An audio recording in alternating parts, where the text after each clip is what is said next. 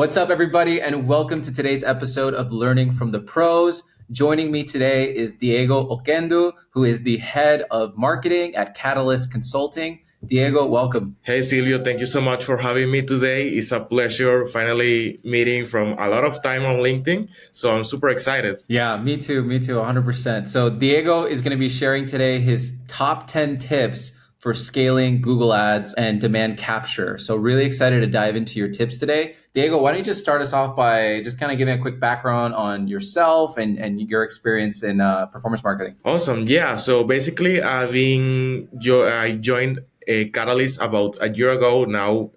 Basically in April of 2023, and I'm very close. Probably at the time of this recording, I'm already surpassed a year, which is great. And basically started at Catalyst being a performance marketer, basically managing the Google Ads, Facebook, and LinkedIn Ads accounts for our clients. Basically working on optimizing the accounts. So let's say the performance marketer role of managing the, let's say, the nitty and gritty or the super execution part of things, which taught me a lot of how these platforms work, from start to finish along the way. When even if you're, let's say, a junior performance marketer, even if you're just managing the accounts, you learn a lot on the strategy side of things, how basically the campaigns work, what clients are looking for, how to deliver results. And eventually, slowly, I've been transitioning into more of a strategy role, helping our new marketers that come into Catalyst, training them into how to manage these accounts and how we like to run the accounts, what are some best practices, and eventually teaching them also some part of strategy so everyone inside the team can basically work within the campaigns and help our clients eventually get results. So today, and like you said, I'm the head of marketing. I transitioned from just managing the accounts, which of course is also something you always like to do within the accounts, and manage more of the strategy side of things and building the campaigns, the back end for the clients. It's been a super great journey so far, and that's what I'm doing today at Catalyst. Again, I've learned a ton along the way, and hopefully it's Yeah. been the same for a lot of marketers out here. Let's do it. I'm super pumped to dive in. It just reminds me, hearing your journey, it's like the thing that got you here is the thing that then prevents you from getting there. And oftentimes the hardest thing about growth is you have to give up the things that got you there in the first place, the things that worked for you. You know what I mean? So it's like you Yeah. got really good at managing campaigns, executing campaigns. Now you need to give that up and get really good at building other people to then manage the campaigns. It's a Yeah. completely different skill set. Yeah, I think it's a really interesting, let's say, a contrast because, when I started Catalyst, what I had to do is, manage the accounts, just make sure they don't overspend, they don't underspend, let's say the basic stuff of the account. But as you grow and start learning more things, like it's almost indirectly, you start to see your role change. You start doing different things within the accounts, start thinking differently. Like it's not just let's see how to increase the impression share of this keyword versus how we make sure these accounts start getting more conversions for less cost. What platforms are we exploring? Mhm. And basically, your role changed completely. And I think that's one of the beauties, like you said, as you progress through your career or your role within a company, how your responsibilities change versus, from managing the account to teaching someone else how to manage an account. And it's a completely different, let's say, job title, job skill. Let's say it's as challenging as it's rewarding. Yeah, 100%. Let's kick off with the first official tip. My first tip is something I've been experimenting a lot since I started at Catalyst, and I think it's really great for the ads, which is the dynamic keyword insertions. This is something that is really great, especially when you're running ad groups with multiple different keywords.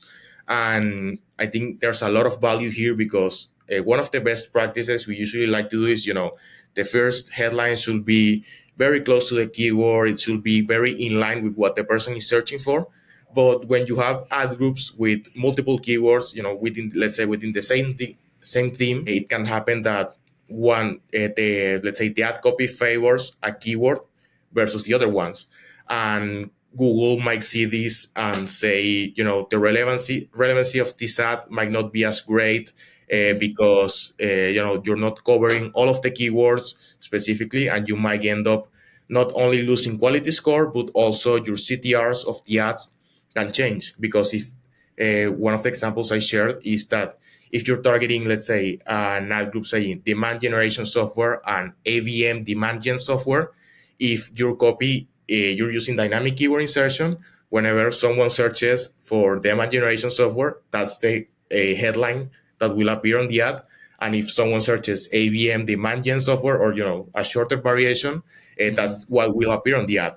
And this will change a lot from a user perspective, because they will feel and perceive that they're getting the ad that they're exactly looking for. So just to unpack that, you mentioned, so for the H1, the thing that you guys really try to do is match the intent, right, of whatever the person searched. Yeah, So if they search demand gen software, ideally in the H1, we're matching the intent with demand gen software. And the reason you like dynamic keyword insertion is because it's automatically updating the keyword yeah. based on the search term that triggered it, essentially, right? Yeah, exactly. And I do think there's a lot of value in that, because whenever someone searches, like I said, on the H1, it's like the first headline that pops up. If they are searching for, again, demand gen, you want to make sure that the first impression they get from the ad is something as close as possible to that search. And this is why I really like to, you can include your keywords within multiple headlines, but I will always make sure that the first headline is the most accurate or closest thing to the search or the keyword you're targeting.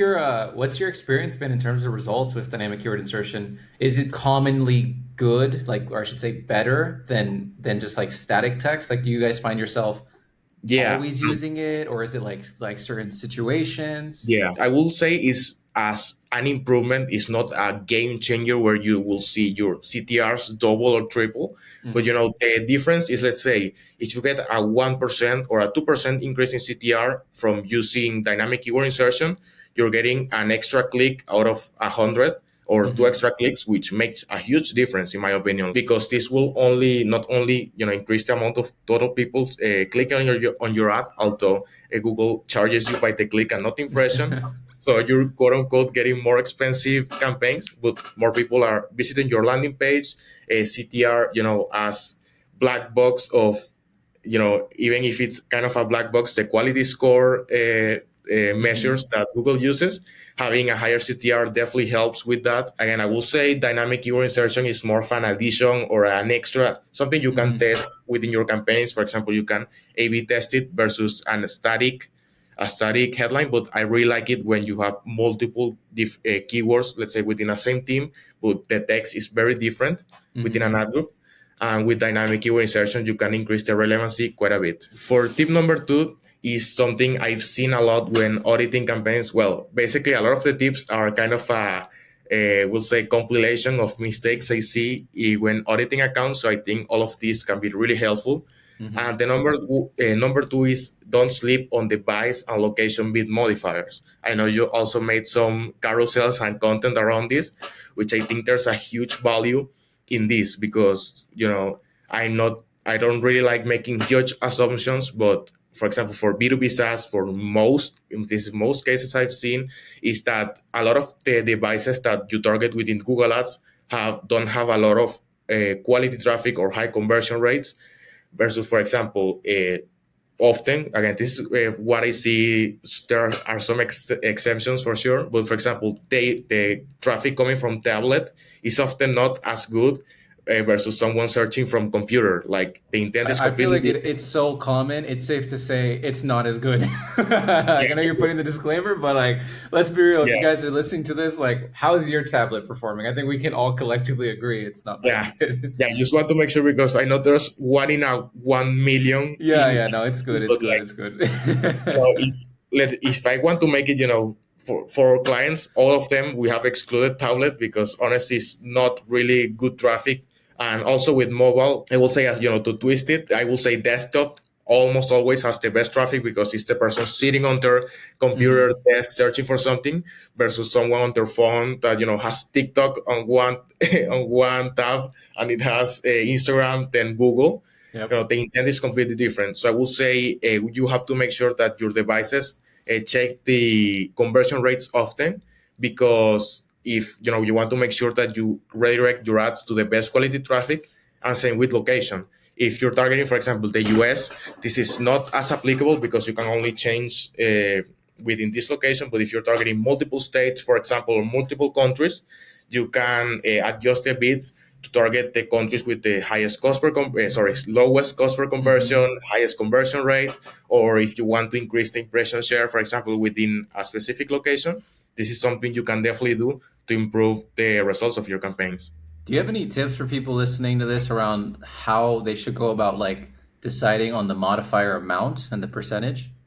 Yeah, often, let's say, I will say, depending on your budget primarily, if you have not a high budget, I will think this depends a lot between the company. But let's say if you're spending $10,000, even $5,000, super scrappy within your ads or your campaigns, I will go aggressive with the bids, because if you're spending, let's say, $5,000 in your ads and you're wasting 200, 300, 500 in tablet, that's $500 that could go to desktop, and that makes a huge difference. So if you can, I often exclude tablet completely from our campaigns regardless of the budget, because it's really not as helpful. But for mobile, I think it's also, it depends a lot for the client, and this is very client specific. But we have seen clients where mobile is, almost never is as efficient as desktop, but sometimes the performance is really close. So you can start testing by reducing the bid, let's say by 10, 20%. And if the difference is a little bit higher than, it's not as marginal, you can exclude it, for example, by 50%, to be more aggressive. And this way you still prioritize desktop. But again, if the difference is massive, for example, desktop has double the conversion rate, you can exclude it completely. The way I think about it and like I frame what you're saying is, people often ask, what's the biggest difference between a small budget and a large budget? And if I had to distill it down into its most basic, the biggest difference is options. Smaller budget, less options. More budget, more options, right? So if you've got $1,000 and you have to make it work, right? Like the analogy is like, if you have a gun to your head and you have to make this thing work, or like you're dead, and you only have a very small amount of budget, well, then that means you have very few options. And you need to optimize everything as much as possible, remove as many variables as possible to increase your chances of success. So if you only have got $1,000 and you're hearing from Diego, me, a lot of people, desktop is typically the best device for B2B. Yes, there are exceptions. I actually just saw one yesterday. I audited a Google Ads account, and mobile is actually better, but that is an exception. Like by large, desktop is the number one. So if you got a gun to your head and you only have $1,000 to make it work, you're like, let me just stack all the blocks in my favor to have the most likelihood chance of success, given I don't have a lot of options here, right? Now, on the flip side, you have more budget. Well, then now you can approach it with more flexibility. Hey, let me cast a wider net, like target all devices, see how they perform. Then from there, I can start to make optimizations over time, right? I think that's like the exact word that you mentioned is flexibility. Like when you have the bigger budget, to have the flexibility to test and try different things, versus when you have a little budget. When a client comes in with a small budget and, we want to make it work, even if they might see results from these different things, you can't afford to make those experiments, because they want, you have to apply, let's say, the best practices and go for what you really think can work. Because as you say, if you have a gun to your head, if you really have to make this work, you have to stock all the blocks in your favor, even if in the long run, let's say, you might benefit from testing different things. At the moment, you can't afford to do those tests. Yeah, 100%. Tip number 3. This is something I really like. And I think this is depending, of course, on the volume of conversions you get. But once you start getting some conversions, the main goal, for me, the main goal when you launch a campaign is to get it on a smart bidding strategy as soon as possible. So for this, I mean, I usually like to use, for example, the target CPA. I think this is really good, and it gives like some flexibility for yourself and for Google to basically optimize your campaigns. And basically the recommendation from Google, I believe, for target CPA is about 30 conversions a month. But if you have a lower volume of conversions, let's say you can't, it's really hard to get 30 conversions a month. I will aim for 10 or 15. That's a really, let's say, minimum threshold. Mm-hmm. But I really like when once you switch campaigns to this objective, and you have, I will say, with the disclaimer that you have conversions properly set up down the funnel, and you can give the right signals to Google. You don't have 10 different conversions as primary. Having smart bidding within your campaigns can help the performance a lot, because Google is not optimizing just for clicks, but it's also optimizing for actual conversions. Yeah. One pro tip for everyone listening, if you are struggling on the conversion volume, is to work backwards and set up conversion events higher up in the funnel. So Love. the way we talk about this in our Google Ads course that we're launching soon, I call it the conversion funnel. So basically, it's typically it's like engaged visits is like the first step. Somebody that visits your website and they stay for say scroll 75% way through, they stay for a minute. That could be like the first micro touch point. Then from there, it's like, what's the next touch point? Okay, did they actually interact with our form? You can set up tracking to measure form abandons, right? So demo forms, trial forms, it really doesn't matter. That's another great signal. Then from there, did they actually fill out the form? That's another signal. Did they fill out the form and now they're actually in your CRM? Now that's an offline signal, right? So all that, now does that lead become an MQL, MQL, SQL, et cetera? Those are all different opportunities where you could set up conversion actions and then assign different ascending conversion values. So now Google knows, hey, SQL is more important than engaged visit, right? And they get more signals to the campaign. I love that tip, and it's something that I also really like, because, like, in terms of what we do internally too, because, like you said, of course, the goal we all dream of is optimizing the campaigns for a customer, but very rarely, especially in B2B, where the volume of conversions is very low, or deals happening, you have to optimize for a higher in the funnel event. Usually you can start when it comes to conversion events. I always like to start with something like form submission, schedule a demo, which is the safest conversion that Google can optimize for. But if you're really not getting that volume, you can get it up, like you said, a higher level of a conversion, like someone who abandoned the form, people who have visited the form, or if you have a separate page, people who have visited the form page, and start giving Google the signals where they can have some data, and they can start optimizing towards that. Once you start getting the more volume lower down the funnel, you can then switch those conversions to primary to have Google optimize for those. Tip number 4, I think, comes really, really in hand with this one, which is syncing your CRM lifecycle stages with Google, so you can have better visibility down the funnel, not only on Google itself, but also for optimization purposes, like we just mentioned. If you can sync, for example, HubSpot is the one we use the most. You can sync your MQL, SQL opportunity and customer lifecycle stages within the platform. And you can not only track it within Google, but you can start optimizing for these metrics once you have the volume, which I think is a huge advantage if you combine it with smart bidding. I always say, you could have the greatest advertiser of all time in your account, but if they don't have the right signals in there, they're blind. They Yeah, can't help you. I'm such a believer in like measurement and reporting and tracking, and I spend so much time talking about those things, and it's like the unsexy stuff. But it's like if you do that right, optimization is easy, and then you could even automate it to some extent with automation rules in yeah. Google Ads. I mean, if you have the right data, where you're like, okay, well, if my cost per SQL is greater than this, kill it. You know what I mean? Or send me a notification. But it's like the prerequisite is feed Have the machine, have the yeah. visibility, have the insights, so then you can be able to do these things.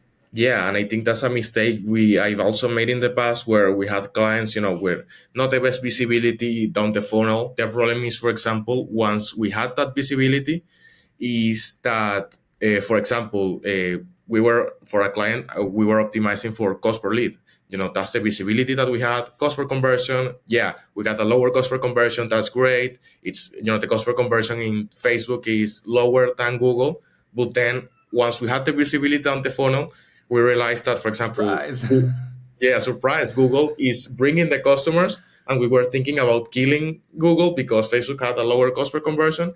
But then you realize Google is actually killing it, and Facebook sucks down the funnel.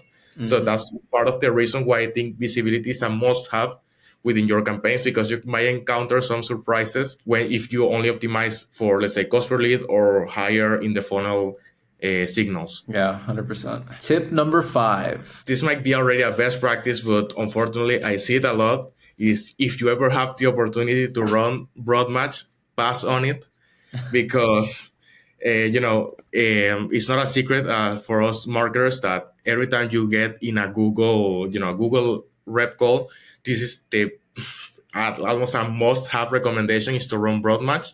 But like, I don't know what has your experience been, but for something I've seen with one of my earlier clients at Catalyst is that we tested broad match versus phrase match and exact, and actually broad match was killing it in terms of conversion. A lot of conversions, lower cost per conversion, but then we see down the funnel, of course, the same topic about visibility. A lot of those conversions really didn't transfer into anything down the funnel, or the deal sizes were super low. And I really think whenever you start, let's say, if you start a campaign with match type, you want to go broader because you don't have a lot of data on the keywords. I always will prefer to start with phrase match. And again, if you have the opportunity to use broad, I won't use it because there's a lot of crap that you find in there. Even if you're very tight with the negatives and even with the signals that you give Google, there's really not a lot of quality there. Yeah, it's tough. It's tough. In our experience too, broad match typically doesn't perform as well. It's like a dance. I always say Google Ads is a blessing and a curse, because you're blessed with intent, but you're cursed with scale. And after a certain point, no matter what you do, you've just hit the ceiling, and now it's time to scale horizontally through other campaign themes, or vertically by scaling through keywords and budget, or just go into new channels. But it's like this dance you have to play, and that's where the visibility is so important, to be able to see if it's actually fruitful. Yeah, I love it. And I do think that's, let's say, the big thing about Google. You can only get so much volume of your keywords. You can only bid so much, increase your quality score so much. At some point, you will hit that ceiling. And as great as the channel is, you come to that point where you have to find other ways to either scale the platform or find other platforms to target. Yep. Tip number 6. This is also a big one. I will say maybe a pro tip, because I haven't really seen a lot of people using it, which is, if you want to be as efficient when uploading or updating campaigns on Google Ads, learn how to use the Google Ads editor. And shout out to Daniel Pinkston, because he taught me this, and it has been the greatest thing that I've seen for Google Ads, is learning how to use the editor. It makes the process of uploading campaigns, updating them so much faster, especially when you have a high volume of campaigns, keywords, ads. If you learn how to use this tool, you will be incredibly efficient in the platform. I cannot echo that enough. It's free to use. Google doesn't charge anything for it, and it just saves you so much time, especially for campaign creation. Yeah, exactly. And I will say, it's, in terms of the platform, you might, struggle a bit to use it, but we always recommend that you have a template. With the way it works, you can have a template with the columns, let's say, or the elements you want to upload to Google Ads, let's say the campaign, ad group, ads, headlines. If you add those in, the exact fields, or even you can look this inside Google, it shows you the fields they can match, let's say, from your template to Google Ads editor. If you start using those, it will make the process so much faster, because you can just transfer the data from your Excel to the Google Ads editor, and boom, you have a campaign live, and you don't have to face all of the hassle that the editor or the regular Google Ads experience gives you. Tip number 7. This is something I personally still experimenting with, but I think there's some huge value on this, which is the Google Ads scripts or rules. I do think, although I'm super new with this, I think there's a huge value once you start experimenting with this within Google Ads, because it gives you a huge opportunity to basically have the platform make optimizations and improve the performance of your campaign without you having to oversee it on a daily or frequent basis. Mm-hmm. There's a huge value to the Google Ads scripts, and I will encourage you to learn as much as possible about this. Yeah, a lot of cool things you can do. Just one use case that I personally love is you can use a script to automatically apply a tracking template across all campaigns. and it'll dynamically push the campaign name of the campaign that drove the lead and your ad groups as well. It can pull the ad group Wow. name as well for like more granular reporting, which is really cool. Rules, I'm a huge believer in rules. I love them so much. And you can use them to, like we mentioned earlier, you can use them to streamline ads. If you have good conversion signals, going back to what we talked about earlier, you can now use those conversion events to set conditions of like, hey, my ad spent more than X and it didn't drive an SQL, turn it off. Or one use case that I personally love is if your search loss to budget is greater than 0% and your cost per enter your dream KPI is less than your goal, increase budget by 10, 15%. So you can use it also to automatically scale. So like the use cases on the rules and the scripts are amazing because unfortunately most people in my experience when they run ads is they're too emotional and they either let things run too long or they don't let things run enough, you know. And the good thing about having clear set conditions of this is how much it's able to spend, like around our goals and our targets, this is how much we're willing to give it. At that point it's just math, right? Like if it spent more and it didn't do it, it gets killed. My good friend Jan talks about this. He's like, you have to kill your darlings. You know, you can't get married to them. Yeah, it has happened to me quite a number of times, and definitely I would love to learn. I always love to learn about rules because I think the less attached you are to the ads, and the more you focus on the numbers, the better your campaign ends up performing in the long run. Because just because you create this campaign or this ad that you love how it looks, or something like that, it applies to everything within advertising. If you're afraid to kill it because you're attached to it, the only one suffering will be your business or your goals or even your own pocket if you're running ads for your own business. I always like to think, it happens to me a lot still. It's part of the game, but Yeah. the less attached you are to the numbers, to the campaigns, the better. Yeah, totally. Tip number 8.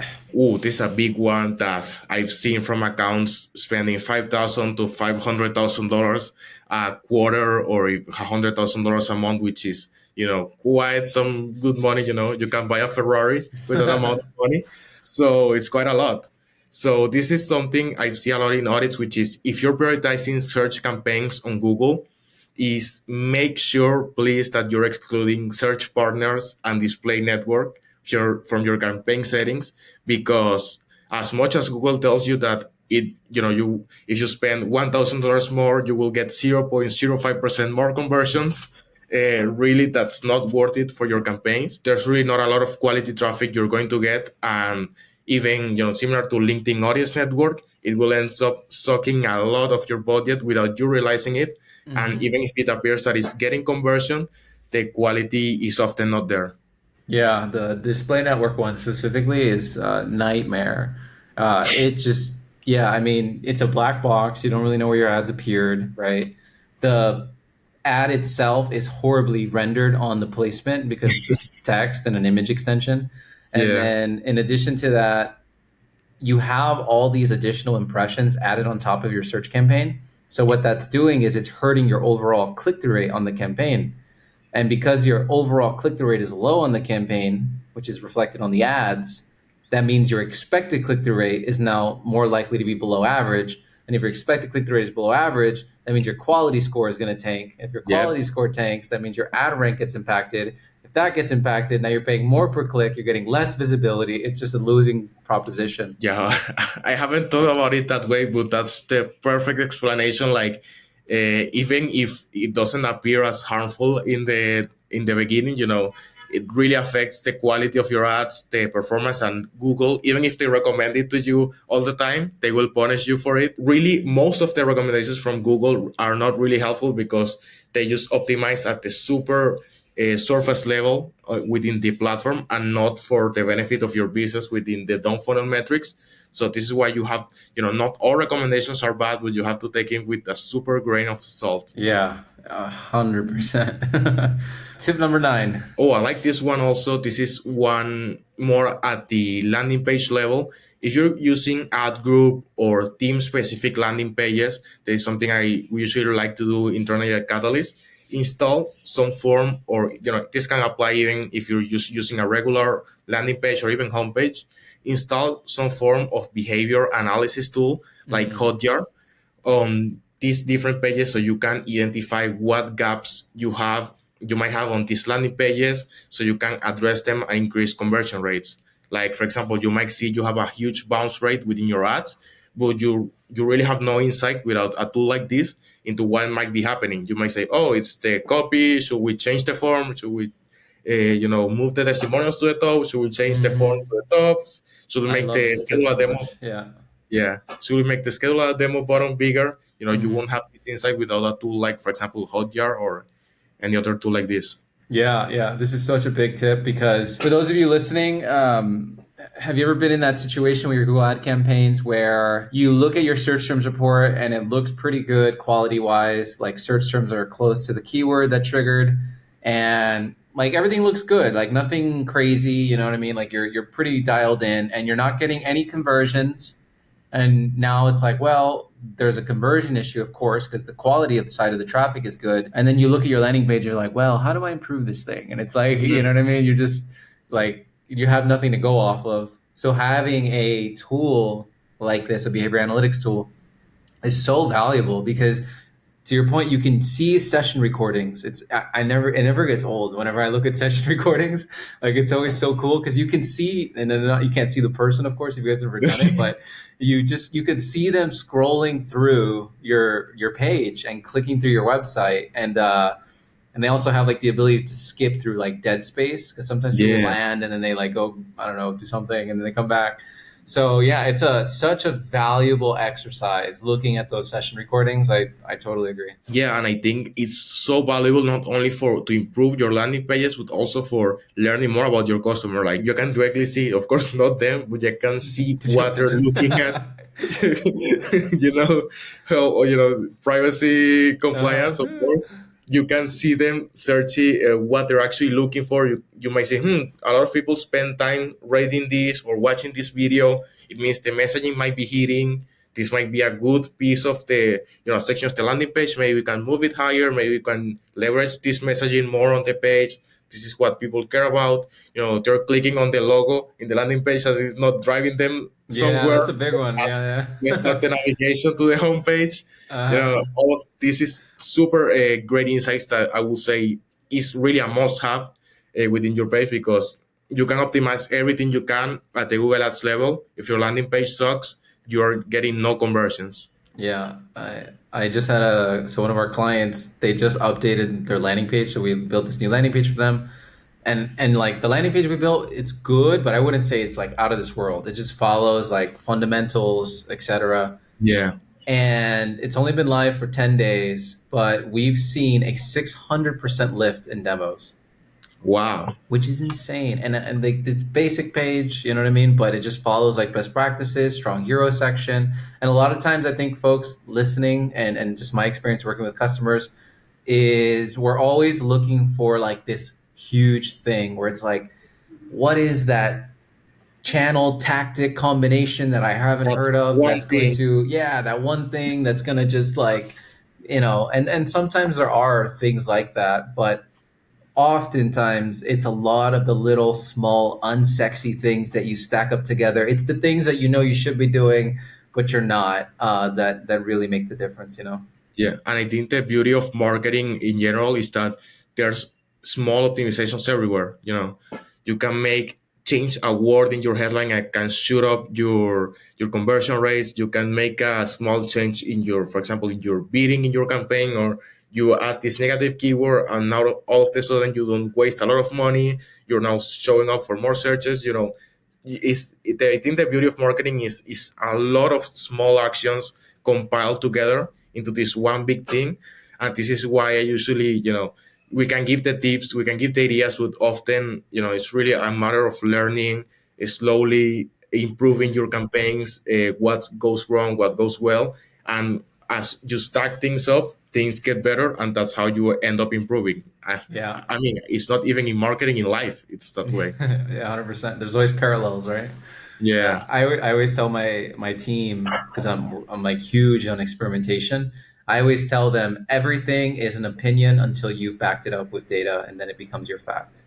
So everything you hear online, something that worked for so and so, something that I've said or you've said, anybody said, It's all just an opinion until you've evaluated it in your own situation and have been able to back it up with data to make it Yeah, effective. totally, completely. I agree so much with that. Even within our clients, even if you follow, you have your best practices and playbook that you usually like to do, there's no, you cannot guarantee, and often it really doesn't plug and play for each client. Everyone else has different needs, has different clients, products, everything. So, you have to always test your theory before saying this is how this works, this doesn't work. Yeah, 100%. All right, take us home with the 10th and final tip. This is more of a general demand capture tip, but if you want to horizontally, I think this is something we just talked about. If you want to horizontally scale your demand capture campaigns from Google, and you might be struggling with the volume, or you feel there's more ways you can expand the campaigns, a low lift, high impact method I really like personally to do is importing your Google Ads campaigns into Bing. This way you can almost instantly leverage the searches happening on Bing while using the same setup and settings that you have from Google. All of this at the same time that you have lower campaign costs, because the competition levels on Bing and the overall cost that you see on the platform are super lower. So I think this is a super low lift and high impact activity that you can definitely test for yourself. Yeah, it's a great tip. It's such a nice natural next step. Same keywords, same campaigns.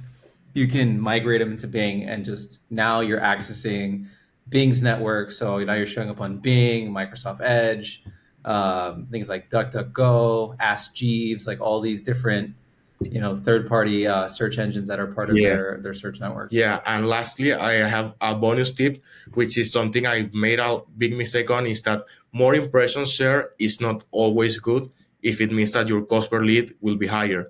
And this is something I face a lot where, for example, if you want to increase your impression share, let's say you increase the bits of your campaign, you start showing up for more searches.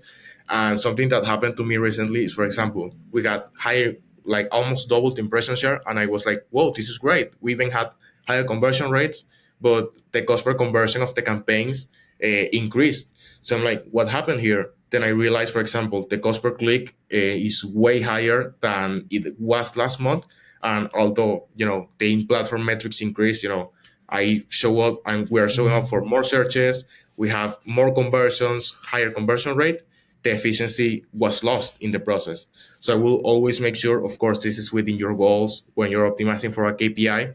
When you this again, impression share is a very surface level metric, and although increases the amount of searches you're showing up for, always make sure that you're not risking your efficiency in the process. That's a great reminder. And it's always that dance you must make between efficiency and scale, right? Yeah. And you got to toe the line carefully depending on your goals. Amazing. Diego, just to quickly recap, we covered 10 tips around scaling Google Ads and demand capture. So tip number 1 was leveraging dynamic keyword insertion. Tip number 2 was leveraging bid modifiers for devices and geos. Tip number 3 was to use smart bidding as soon as possible. And you mentioned that you personally love Target CPA, that you've seen some good stuff Yeah. with that. Tip number 4 was to sync your CRM with Google so that you can send those offline conversion events for optimization. Tip number 5 was to run away from Broadmatch as much as humanly possible. Tip number 6 was to leverage the Google Ads editor to save a lot of time in terms of building campaigns and making changes in the account. Tip number 7 was to lean on scripts and rules for advanced functionality. Tip number 8 was to exclude search partners and the display network. Tip number 9 was to leverage a behavior analysis tool like Hotjar, Microsoft Clarity, so that you can see how are people actually using your site. And then the final tip was to import Google Ads campaigns into Bing if you're finding success, but you're hitting that scaling wall and you want more reach. Yeah, completely. I think these are tips I learned the hard way, a lot of them. So I definitely hope a lot of people take leverage a lot of this to make the campaigns and the process of running campaigns more efficient, and in the end get better results to their campaigns. Thank you, Diego, so much for being here. If people wanted to connect with you, where can they find you? Yeah, you can find me on LinkedIn. I'm Diego Kendo, also on LinkedIn. And if you want to find more about the work that we do, you can find us at catalystconsulting.services. That's where you can find us. If you want to work with me or just connect with me on LinkedIn, always happy to chat. Awesome. Thank you so much for being here. We'll see you guys in the next episode of Learning for the Pros. I appreciate it. Bye.